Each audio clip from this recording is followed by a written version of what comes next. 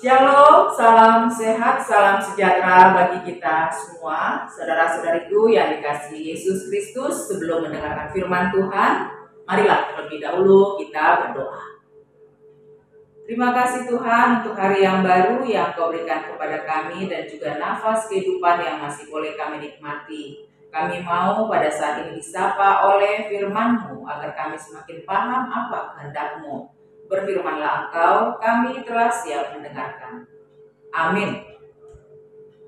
Saudara-saudariku, sapaan firman Tuhan bagi kita pada hari Sabtu 11 Maret 2023 tertulis dalam kitab Amsal pasal 27 ayat 19.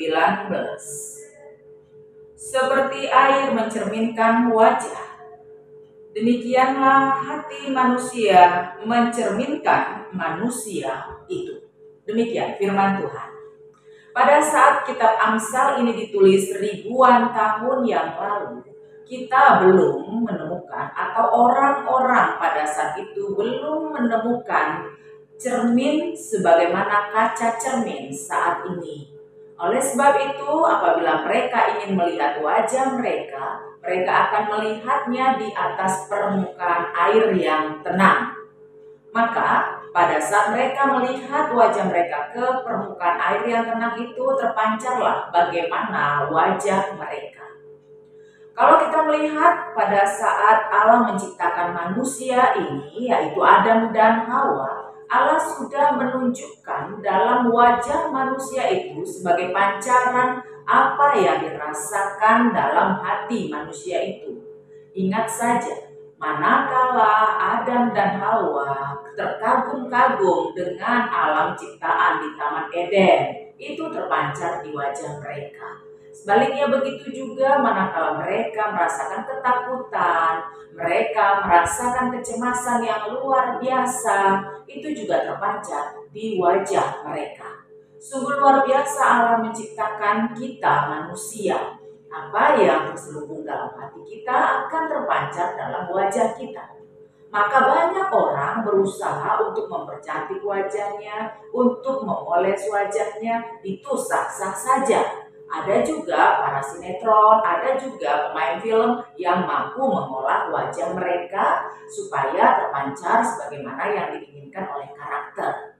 Akan tetapi semuanya itu sangat terbatas sekali gunanya, dan durasi mereka mampu untuk mengekspresikan wajah yang mereka rekayasa itu juga sangat terbatas sekali.